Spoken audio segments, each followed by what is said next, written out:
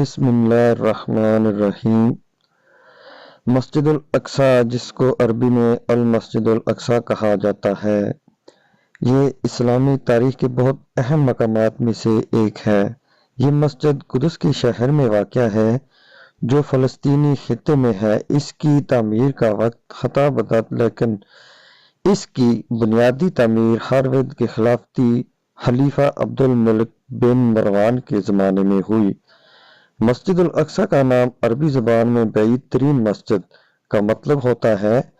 یہ اسلامی تاریخ میں دوسرا قبلہ رکھنے والا مقام ہے۔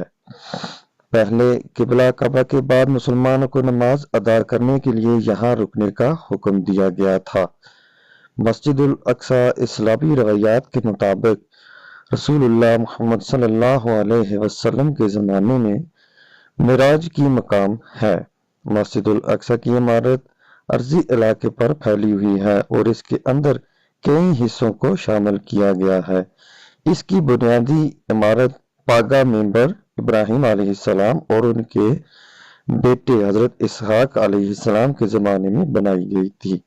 مسجد الاقصی کی تاریخ بہت پرانی اور اہم ہے۔ یہ مسجد فلسطین کے بیت المقدس شہر میں واقع ہے جو اسلامی تاریخ کا اہم حصہ ہے۔ اس کی تعمیر کا وقت بہت قدیم ہے اور اس کا تاریخی اثر بہت دور تک جاتا ہے۔ مسجد الاقصی کی بنیادی تعمیر مسجد الاقصی کے قدیم دورانیے میں حضرت داؤد علیہ السلام کے زمانے میں ہوئی تھی۔ حضرت داؤد علیہ السلام اور ان کے بیٹے حضرت سلیمان علیہ السلام کی حکومت کے دور میں مسجد الاقصی کی بنیادی عمارت پر شروع ہوئی۔ اس کی تعمیر میں مختلف بنیادی عمارتیں شامل تھیں جن میں ممبر حجرہ، نماز اور بہت سے دیگر حصول شامل تھے۔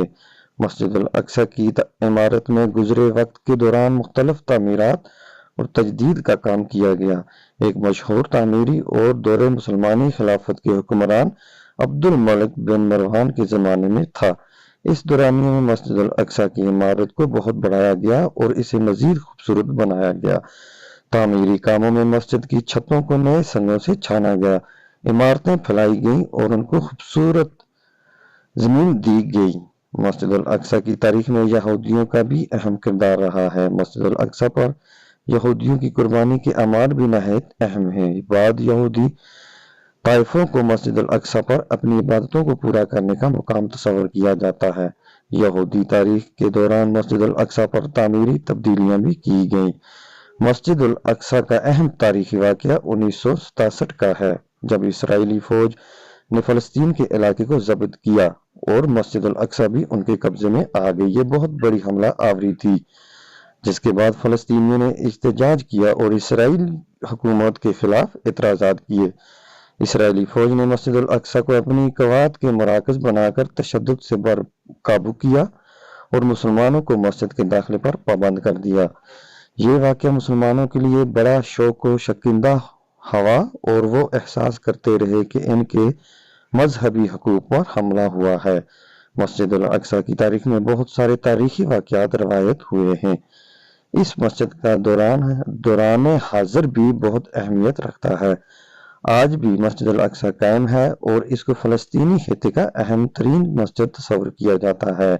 یہاں کی عمارتیں اور حضرتیں مسلمانوں کے لیے اہمیت رکھتی ہیں اور یہ مسلمانوں کے لیے مقدس جگہ ہے جو دنیا بھر کے مسلمانوں کے لیے قبول کی جاتی ہے۔ مسجد الاقصی پر نماز پڑھنا، زیارت کرنا اور اس کی حفاظت کرنا مسلمانوں کا فرض ہے اور وہ اس کے لیے ہمیشہ محنت کرتے رہتے ہیں۔ اختتامی طور پر مسجد الاقصی اسلامی تاریخ کا اہم حصہ رہی ہے۔ اس کی تعمیر قدیم دورانیے سے شروع ہوئی اور بہت سی تعمیرات اور تجدید کے دوران سے گزری ہے۔ مسجد الاقصی مسلمانوں کے لیے بہت اہم مقام رہی ہے جو ان کی دینی تاریخی اور ثقافتی ورثے کا اہم حصہ ہے۔ اس کی تاریخ میں بہت سارے واقعات روایت ہوئے ہیں جو اس کی اہمیت کو بڑھاتے ہیں۔ مسلمانوں کے لیے مسجد الاقصی کا ایک مقدس جگہ ہے جس پر حفاظت کرنا اور اس کا مقام برقرار رکھنا ان کا فرض ہے۔